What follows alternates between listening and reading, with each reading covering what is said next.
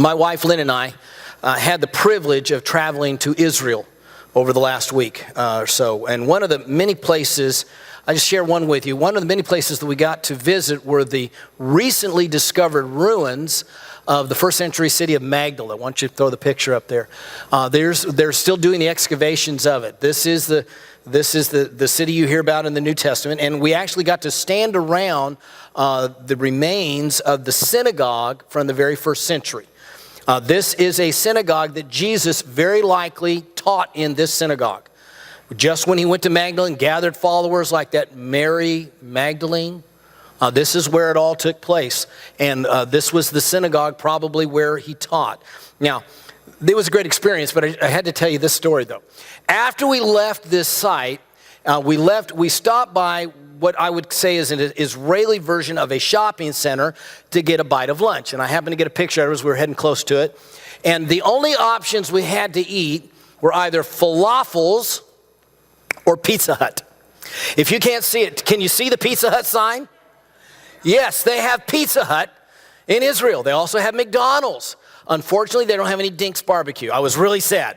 So anyhow, our choices were Pizza Hut or falafel, and Linda says we can always get falafel. We can always get Pizza Hut in the States. We're getting a falafel. Now, a falafel, the best I can explain it, is a piece of pita bread where they've opened it up and they've stuffed things in it that you don't want to know what it is, okay? You just eat it. And so that was a falafel. But anyhow, so we go into this. It was it's smaller than this platform, a small place. It's their version of a fast food restaurant. So we walk in. I walk up to the counter in order to ask for falafel. Now, the guy behind, he asked me, I'm assuming what he asked me because I couldn't understand what he was saying, was what do you want? And I said falafel and held up one finger. I thought, okay, that ought to get me okay. And he looked at Linda and he pointed at her, and I said something that I assumed was, and what does she want? I was trying to go, just one falafel. No, just one falafel because we were going to share it. I thought I don't want to have to eat too much of this anyhow. So just one falafel. Linda had already grabbed 2 Cokes out of the little refrigerator section. So she's got 2 Cokes. So I said, 2 Cokes and 1 falafel. At which point the guy quit even looking at me. He quit talking to me. Even if I didn't understand what he quit. He didn't even act like he saw that we were there. It was incredible. We're just standing there, and the guy, he's talking to other people. So we move around the corner here where the cash register was. I figure I'd pay for this, right? And so he won't even look at us, won't even talk to us, won't even recognize that we're standing. Other people came up, he talked to them, he filled their others. Other people came around, they paid at the register. And Lynn and I are just standing there. He never would recognize our presence. We thought, okay. So we went and put the Cokes back and left.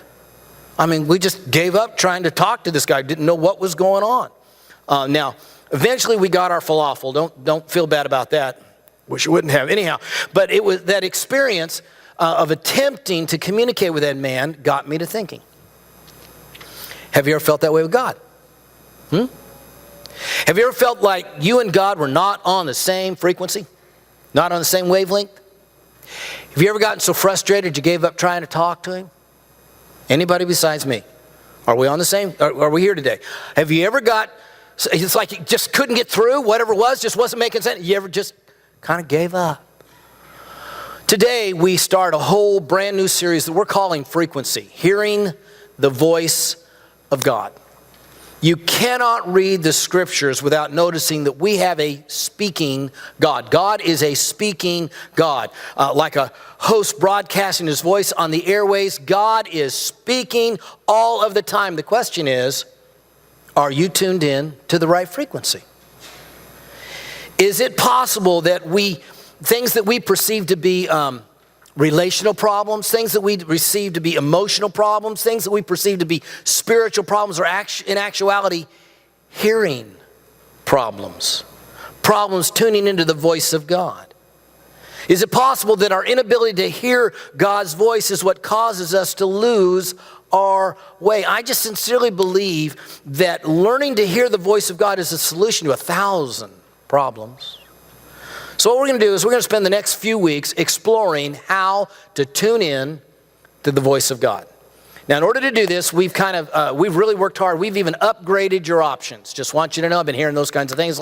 We have upgraded your options. We have 2 additional opportunities available for you during this series for you to really drill down in this. Number 1 is that we have prepared discussion guides for you to use in your small groups, to where you can drill down in the whole study. And those are on our website. You can even go right now. You go to the series, the message series. You're going to see the word guide next to the title of this week. And just click on that, and you can open it up on any of your devices. We even have a few copies on our our guest services desk out here. But primarily, just any of you can just, even now if you want to, you can go to the discussion guides. And we prepared that so that your small group can drill down on these whole questions and these whole studies. The second thing we've provided for you is that on our midweek, during the midweek, what we're going to do is that we have prepared 3 how to pray sessions for us as a family together. You see, on Wednesday, November 4th, November 14th, we're going to skip Thanksgiving week, and November 28th, on the Wednesday evening, what we've done is that we're making dinner for you and your family. We're going to provide your dinner so that you won't be rushed in order to get here. It's a minimal cost. Just $1 or $2, whatever it was. And don't let money be a problem. Just come. If you can't afford it, come anyhow. But we're going to feed you from starting at 5:30, so that at 6:30 we're all going to gather. All of us are going to gather in here. All of us are going to gather in here, and we're going to discuss how to pray. And we're going to focus at different times, like how to teach your children to pray, how to be a student of prayer, how to grow up and be a mature adult of prayer. But we're going to spend those times just on a real practical how to and really drill down into this. And I want to beg you really, make every effort to be here to take advantage of this series so that you too can begin to hear the voice of God. Tune in to the voice of God. Now today, we're going to begin this whole endeavor on hearing God's voice with this subject. It's a matter of belonging. Tuning in to God's voice is a matter of belonging. Now, let me try to explain that. What's the main difference, if you had to say it? What is the main difference between a Christian and a non-Christian? Between a believer and a non-believer? Between a follower of Jesus and a non-follower of Jesus? I want you to know, I was just in the Holy Land with a lot of religious people, and they weren't all Christians. They gathered at the sacred places. They prayed. They worshiped God. But they were not all Christians. And I was reminded that the main difference, I'll just go ahead and give it to you. The main difference between a Christian and a non-Christian, the main difference between a follower of Jesus and a non-follower is that you have a Christian has a personal relationship with Jesus. That's the biggest difference. A personal relationship with Jesus Christ. Now, I want you to think about relationships. What's the main issue in any relationship? Would you not agree that it's communication? Would you not agree that the main issue in any relationship is communication? You don't have to be a professional counselor to know that. Every spouse in this room knows that's the issue. Every parent of a teenager knows that's the issue. The main issue in any relationship is communication. And yet, did you know that there are entire groups, pay attention now, well. There are entire groups of people who call themselves Christians who say God does not communicate with people. There are entire groups of people who call themselves Christians who believe that God does not speak to followers today. Some of them, a few, actually claim that God never did communicate and speak to people, and that the accounts that you have in the scriptures of God doing that, talking to an individual specifically, those were all simply made up. But there are others, a larger group, who claim that though God spoke personally to people in the past, he stopped doing that once the biblical records were compiled. That we have an account in Scripture of God speaking to individuals, but some claim that God stopped speaking to individuals when the New Testament was finally completed. They evidently believe that once the first century ended, God got laryngitis. That for whatever reason, God took a vow of silence, or maybe he just decided he had said everything that needed to be said. It reminds me of the wife. There was a couple, they were having their 50th wedding anniversary. And the wife says to her husband, "You know what? You never tell me you love me." And he looks at her and says, "I told you I loved you on our wedding day, didn't I? And if I ever change my mind, I'll let you know." Not real smart, right? Okay, we all understand that. But the main issue in this personal relationship we have with God, the main issue of any relationship, personal relationship, is communication. But there are those who claim that God stopped speaking to people after Jesus walked the earth. He just stopped. That's why one of the main needs, I believe, one of the main needs of every follower of Jesus is to learn to hear the voice of God, to tune into his voice. If you have a believer and you got a non-believer, okay, let's take it. We got two people. You got a believer, you got a non-believer, and they're both trying to make a big decision. They're both trying to figure out what to do. Is there any difference between these two people? I say yes, there is. The non-believer, they're going to gather all the facts, they're going to figure out, and they're going to try to make the best decision they can make, right? But the believer, they're going to gather all the facts, but then they're going to ask God's opinion on it. They're going to say, God, what's your will on it? That's what a believer does. We gather the facts, yes. We try to figure out what the best decision is, but then we ask God, what is your will on this? And God can speak into those decisions. Wouldn't you much rather make your decision based on what God knows than based only on what you know? Hello? Anybody in here? Okay, I got 3 people. Anybody over here? You would rather make your decisions based on what God knows than just based on what you know. Absolutely. Of course, that is who we are. Well, God knows. God knows that if that person you want to date is actually going to end up cheating on you over and over and over again. God knows that if that job you interviewed for that you really want to take, God knows if next year they're going to outsource the whole company to Siberia. Nothing wrong with Siberia if you happen to be watching this video some reason from Siberia, but God knows that, only insane people live in Siberia. No. But God knows those things, and God, wouldn't you rather trust what he knows than what you alone know? Anybody? Did the time change really just suck the life out of you today?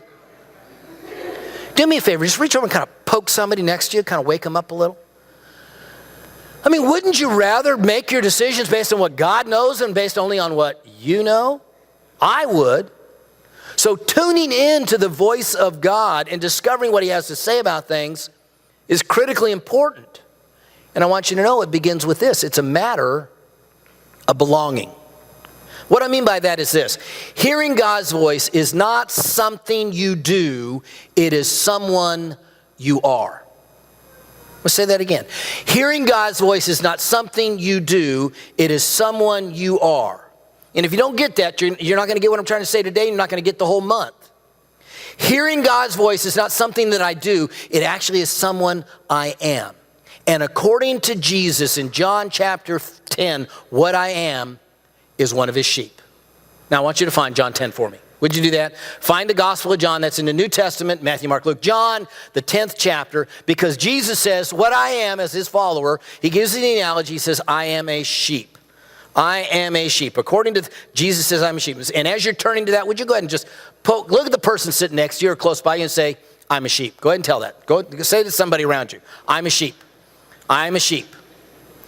Okay, now I want you to look back at the person who said that to you and say, I knew I smelled something.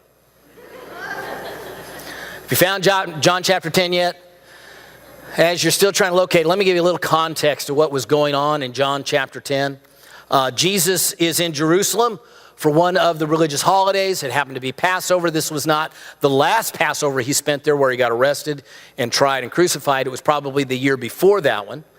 And Jesus was he was spending the days in Jerusalem. At night, he would go over to Bethany. Bethany, if you want to understand, Bethany is actually just a few miles outside of Jerusalem, but you have to go up and over the Mount of Olives to get there, which is a pretty good hike. It would only be about a 30-minute walk, but you'd have to do some pretty good climbing to get there, so it was a little rigorous. But every day, Jesus was walking down through the Mount of Olives, down through the Kidron Valley, and back up in Jerusalem into the temple in order to speak, in order to worship, in order to be there for the festival. And one particular day, as he's going along, there was a blind man that he saw, and Jesus heals the guy. This time it happened to be a Sabbath. Catch this. It happened to be a Sabbath when he healed him, and he healed him by doing the thing about spitting in the dirt, and he made mud, stuck in the guy's eyes, and said, now go wash in the pool of Siloam. You don't get that. That might be God calling. We want to hear his voice. Either that or it's the pizza I ordered, one of the two, because we're back with Pizza Hut there. Anyhow, so Jesus heals this guy. And what I want you to catch is that he did it, though, on the Sabbath. And that just really ticked off these people called the Pharisees, the religious leaders. They're already very unhappy with Jesus just in general, but when he healed this guy on the Sabbath, they felt that that was breaking the fourth of the 10 Commandments. So they're very, very upset at Jesus, and so Jesus takes the opportunity, as they're kind of criticizing him, to teach everybody a lesson, and in that lesson, he talks about us as sheep. So with that being the background, here I want you to hear what Jesus says. He says to them, I tell you the truth. If anyone sneaks over the wall of a sheepfold rather than going through the gate, most surely it will be a thief and a robber. And how's that for a direct shot at the Pharisees?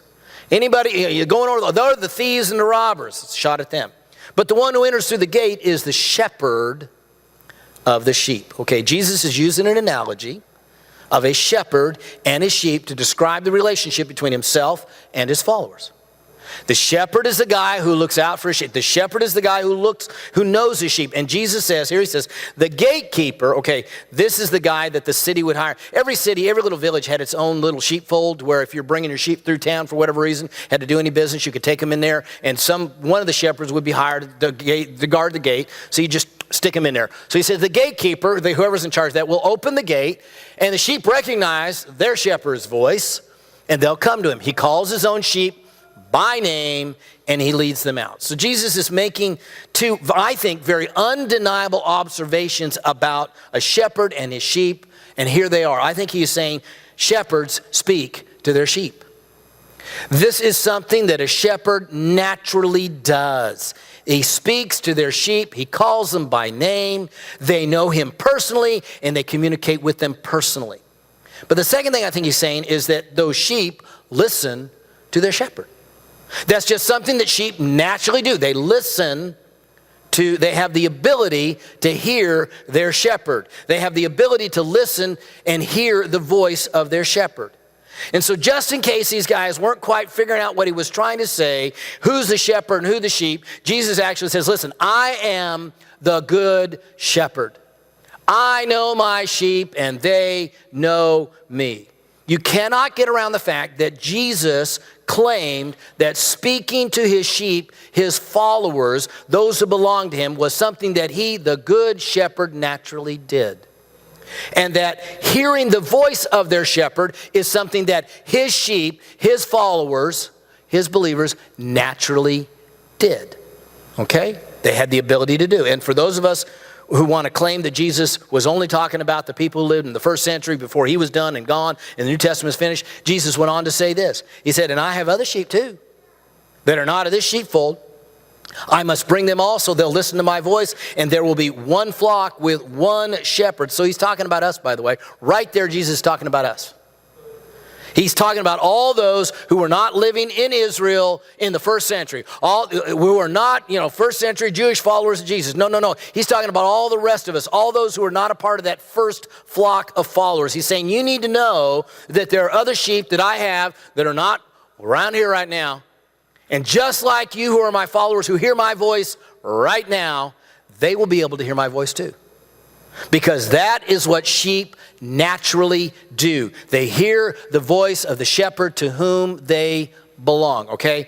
So if I've lost you, let's just be really, really clear here. If you get this, you'll get the whole point. Who is the shepherd? Okay, Jesus is the shepherd. Do you belong to him? Are you a follower of Jesus? Yes or no? If the answer is yes, you're one of his, what does Jesus say here that you as a sheep can do? You can hear his voice. Oh, wait a minute. Yeah, Jesus is a shepherd. I'm one of his sheep. And he's saying here, as such, you can hear his voice. Folks, those words are in red, okay? I don't care what Dr. Fuzzyface said in college. Jesus says, I'm the shepherd, you're the sheep. Sheep can hear the voice of the shepherd, and the shepherd talks to the sheep. So he made it clear, here's my point. Hearing God's voice is an innate ability of those who belong to him. Hearing God's voice is an innate ability of those who belong to him. It's innate. In other words, you are born with this ability. My sheep hear my voice. I know them and they follow me. That's what Jesus said. How much plainer can he be? Sheep have the innate ability to hear and recognize the voice of their shepherd. It's hardwired into their DNA. And it is hardwired into your DNA as a follower of Jesus to be able to hear his particular voice. That's just part of what it means to be. Let's think of this. It's part of what it means to having been created in what we call the image of God. Our God is a God of communication. God communicates. He speaks and listens. He's a communicative God. That's part of his nature. And because you were created in his image, you were given the ability to communicate, to speak, and to hear. And then when you were born again, he gave you the unique ability to hear his voice as well, to speak to him and hear his voice, to hear the shepherd's voice. Why would God create you with that ability and then never talk to you? Isn't that a reasonable question? Why would Jesus say, my sheep hear my voice, if he never talks to us? That's the point. The idea that God no longer speaks to his children, that Jesus no longer speaks to his followers, is something for which there is a biblical term. Baloney. Okay? And I learned the Hebrew of it, balakna. Okay? It's just, that's ludicrous. The ability to communicate is what separates us from animals, folks. I mean, animals can communicate, but only on a very minimal level. You know that, don't you? If you don't believe it, go do this experiment with your pet today. Those of you who have a dog, I want you to go home and I want you to try this. I want you to get down to that dog and I want you to say, yes, you are. You're the ugliest thing I've ever seen. You are so stupid. I think I'm going to take you out and kill you, and just watch that dog's tail just wag, wag, wag, wag, wag, right? That dog, he doesn't understand all that you're saying. He's responding to the tone of your voice. He recognizes your voice, but he does not able. Animals can only communicate at a minimal level, but humans were given the ability to communicate at the highest levels. We're given the ability to communicate our deepest feelings and thoughts and emotions. And God gave that ability to us to communicate with him.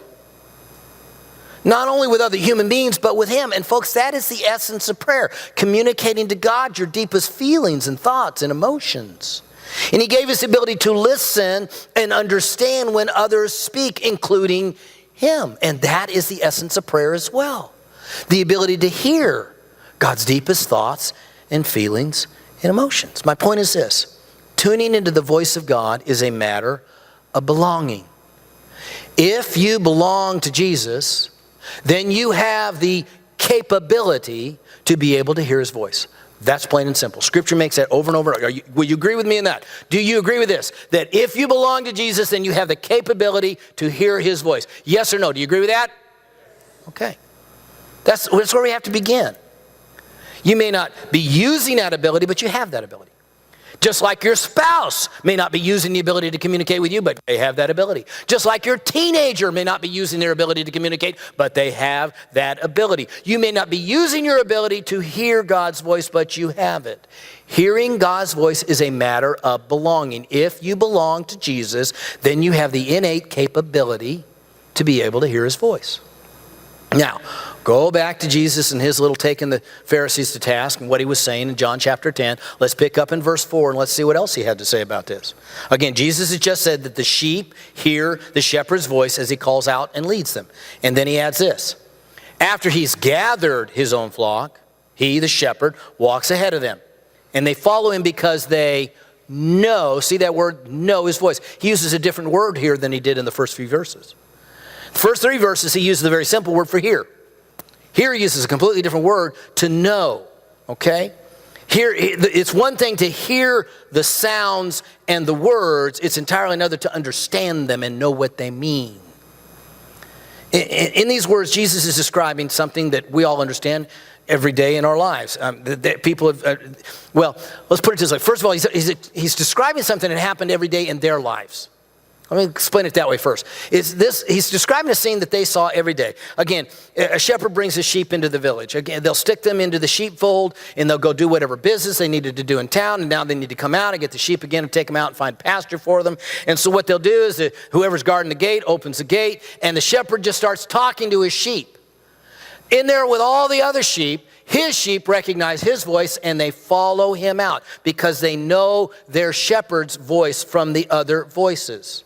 Recognizing their shepherd's voice, they follow him. They've learned to do it. They were born with the ability to hear, but they had to learn, catch this, their shepherd's voice.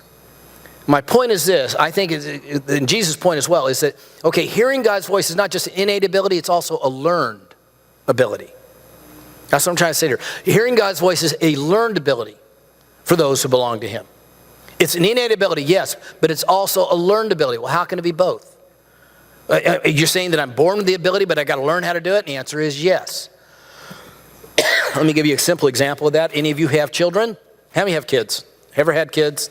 How many wish you didn't have kids? No, don't go there.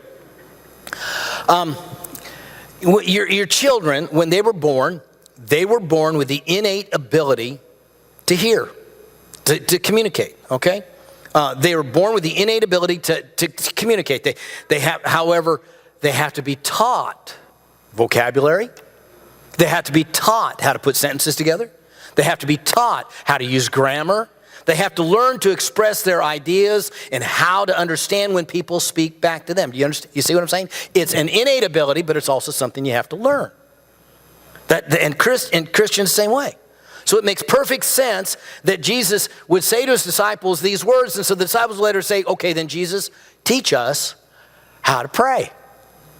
Okay, it makes perfect sense that he would say that they would say that to him because, okay, it's something we're able to do, but we need to learn. So teach us how to pray. And that teaching would not be just about how to talk to God, but also about how to listen to God.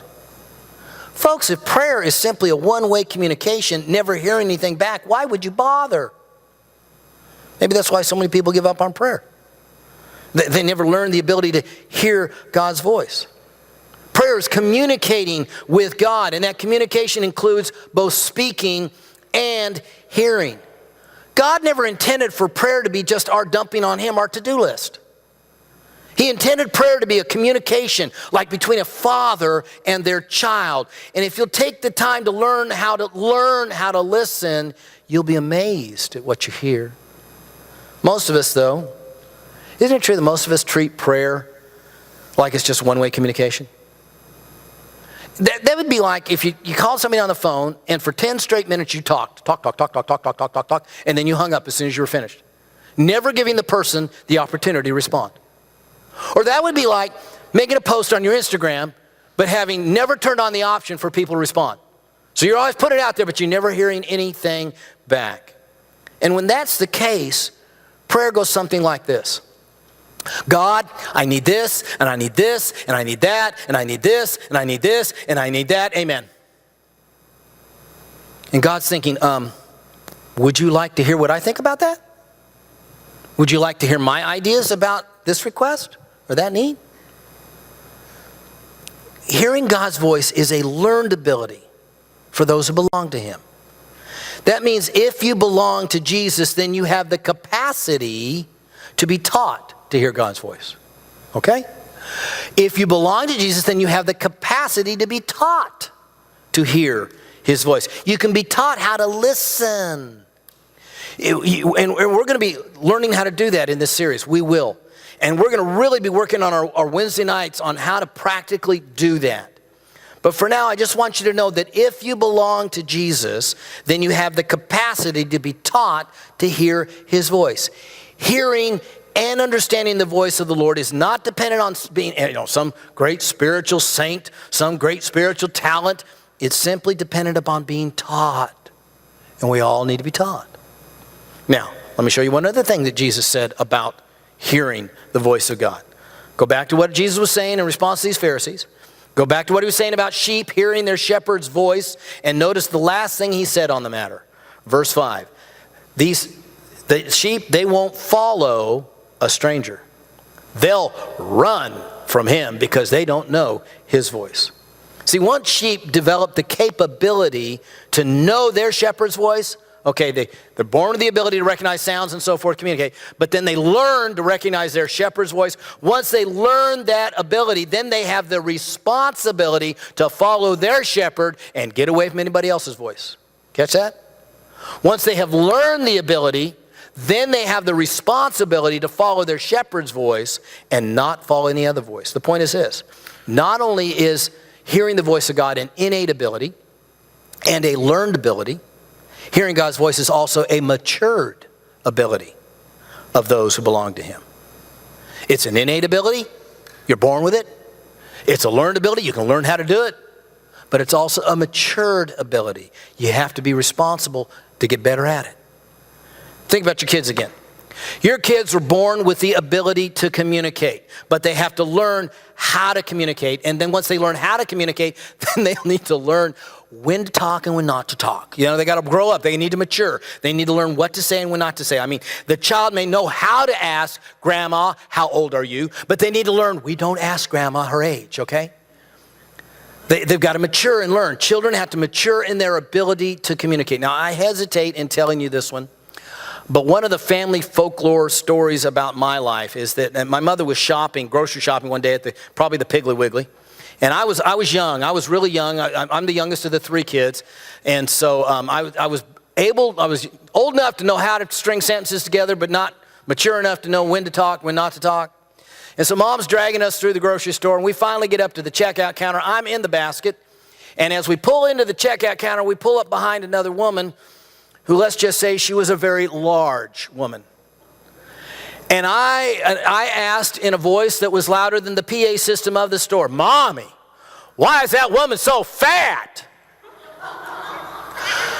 Not my best moment, okay? I mean, the point is, you got to learn when to, well, okay, got to mature. Do you think that example's bad? I heard a guy talk about how years ago, and you'll understand how many years ago this was, he was at a restaurant after church one Sunday. He said you could tell you had the church crowd there and others not church crowd. And there was one couple clearly from church, and they were sitting on the seats, and their kid was just running around in the area and so forth. And then a man came in, and he walked over to the cigarette vending machine. That shows you how old. How many of you remember this? You have to be of a mature age to remember those things. Okay, I was trying to slide in the maturity thing there and you missed it.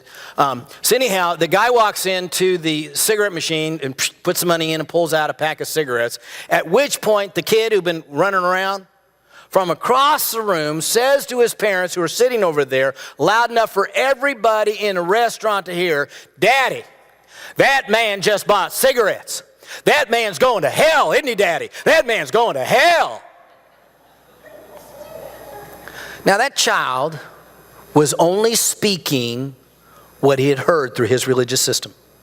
Follow me. That child was only speaking what he had heard through his religious system. One of the most important reasons we need to mature in our ability to hear God's voice is that not everything you hear is God.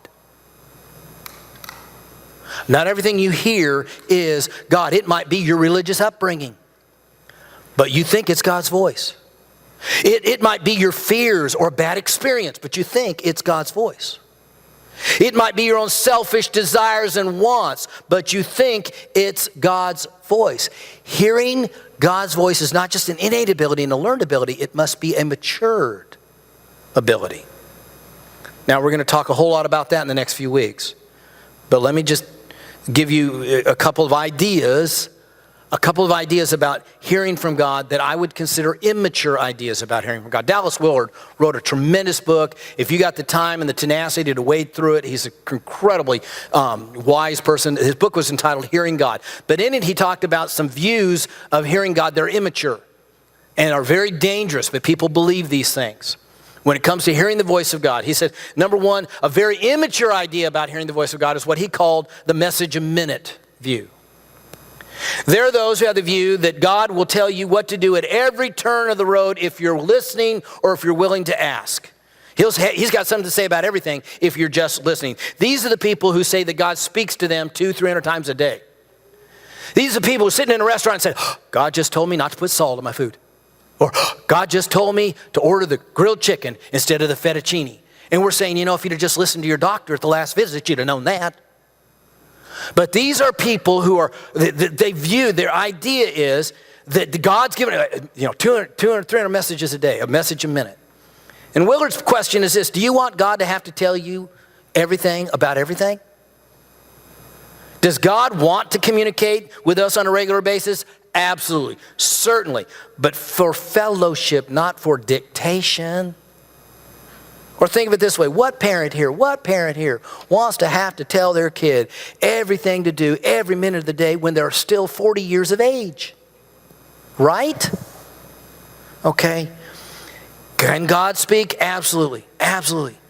But the reality is, God is speaking for fellowship, not for dictation. God does speak, and God can speak at any time, any day. But the person who expects to or claims to get a word from God every day, every minute, is probably not the most mature person. A second very immature view of hearing from God that Willard puts out, and again, I think this is incredibly important to learn, is what he calls the "it's all in the Bible" view. See, this view assumes that every answer to every question is found in the Bible. So all you have to do is just open your Bible, point, and you're going to find the answer to your question. Voila, boom, there's the answer. And although I can say this, if you're single or a senior adult, you better not hit the begats, otherwise you're going to be in trouble, okay? Some of you didn't get that. I was waiting all week to use that one, and it wasn't any good, okay? Killing me here. I'm not saying that you cannot get answers and directions from Scripture. Oh my. God can use Scripture anytime He wants to in order to speak to us. I mean, out of 66 books, 1,187 chapters, 31,102 verses, trust me, God has something to say on the issues of your life. But to expect to find an answer to what song you're supposed to sing next Sunday, or what you're going to do, what you're going to wear tomorrow, if you expect to find an answer in the Bible just by opening it up and pointing, is not a very mature way to approach it. It's in fact dangerous. I'm sure you've heard about the guy who was in a difficult situation, so he'd heard about this way of doing it, so he thought he'd try it. So he took his Bible, and what am I going to do? And so he takes a thing and he opens it up and he points his finger and it says, Judas went out and hung himself. Okay, that's not what I needed to hear. So he tries, I think, well, maybe let's try it again. Second time, try. Points and says, go out and do likewise. Not good. Okay, now he's desperate. One more time. He points it, and what you do quickly. Okay, this is not the best approach. I mean, it's kind of scary, but people do that.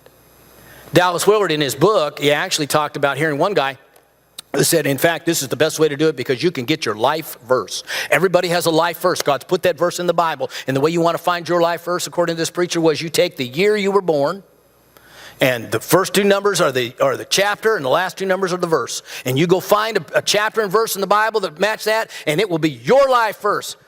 Willard said, now the problem for that is that most of us were born in the 19-something or others. Most of us. And in the Bible, the 19th chapter, the book that has the most verses in the 19th chapter is that of Joshua, and it only has 51 verses. So if you're born after 1951, you're out of luck. And Willard said when he heard that, he thought, well, I might as well at least try and see what it would say to me. So he was born in 1935. And he says, so I looked at Genesis chapter 19, verse 35, and it says, they got drunk and slept with his daughters. He said, probably not a good life verse. Okay? Now, see, you guys, you laugh at that one, but you wouldn't at the other. The point being that it's all in the Bible is not a very mature approach to hearing from God. In fact, it can be dangerous.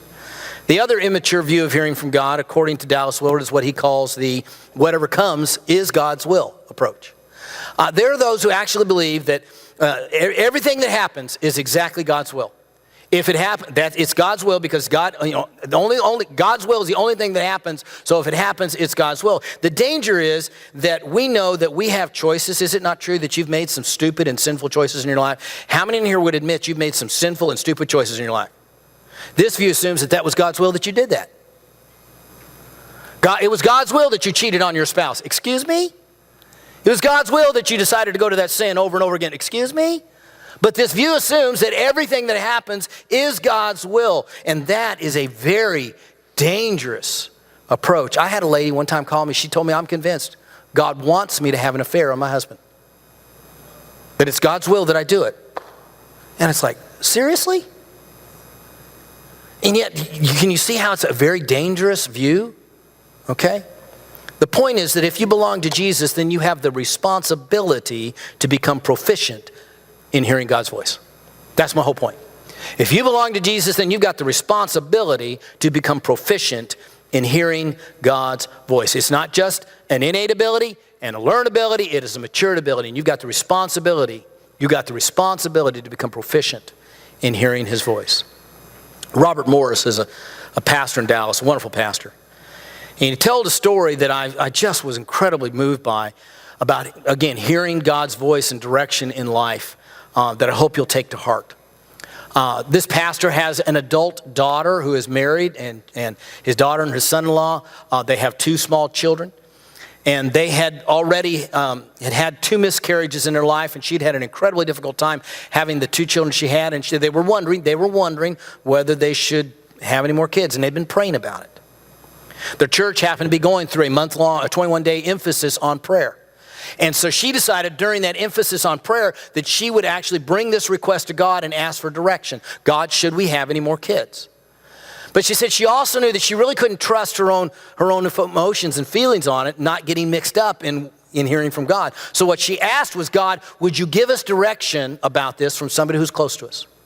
Would you speak to us about it, but would you do that through somebody who's close to us so it won't be just my own emotions and feelings? Now, she was praying this way even though she hadn't told her husband, even though she hadn't told anybody about it. Last day of their emphasis on prayer, it is Sunday, it's worship time, and her pastor father is getting ready to come out and preach, and they're still doing music. And he says that I was looking out on the stage, I was getting ready to come out to preach, and my daughter was standing there singing. She's a part of the worship team, and she's leading. He said, and suddenly I just felt as clearly as anything, God speaking is telling me, your daughter's pregnant. He said, it sounds a little crazy, and I know that sounds a little weird, but I just felt like God was saying, your daughter is pregnant.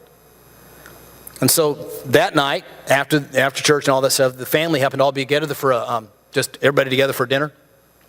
So he's sitting there at the table. I love the gall of this guy. He says, we're sitting there at the table, and I said, I've got an announcement to make. And they all look at him, okay. He points to his daughter and says, she's pregnant. So they all did what you did. Yeah, right. They all laugh and everything, and he's a little nuts. But the daughter is looking at him. He could tell she was processing this and saying, are you serious? And he says, yes, I'm serious. I felt God impress upon me this morning that you are pregnant. And he could see that she's really struggling with it because, again, she hadn't even told her husband how she was praying about this. The son-in-law, the husband, is going, well, I can promise you this, she's not pregnant. Okay, I know that for a fact, she is not pregnant. And the pastor said, say whatever you want, but God said, she's pregnant. And they kept coming back to, are you serious?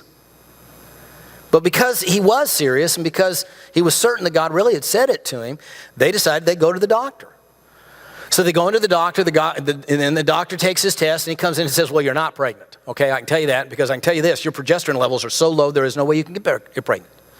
In fact, that's one of the issues, and some of the women in here, you'll understand that. But he said, there's no way you could get pregnant. And if you're even considering becoming pregnant, we're going to have to start giving you progesterone treatment to get your progesterone levels up so that you can even conceive. And so since they had been thinking about it, they decided they'd go ahead and start the treatments just because of what it all had happened. So sure enough, they start giving her the progesterone treatments, and she's got to come back because they check your levels as they continue to do it. So a couple weeks later, they come in, and the doctor takes his test. He walks in and sits down and says, don't know how to say this, but you're pregnant. And they're going, excuse me, you said we weren't pregnant. He said, yeah, I don't know how it happened, but there's no way you should be able to get pregnant already because the progesterone, I mean, I'm not talking, because he said, I calculated out, and they figured out when she would have actually conceived, and it was actually the day before the father had felt that impression from God. Not after they started the treatments, but before.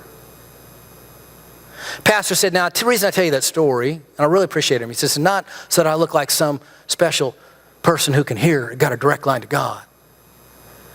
The reason I tell you that story is because I'm convinced that God spoke that word so that they would go to that doctor and start those treatments and save that baby.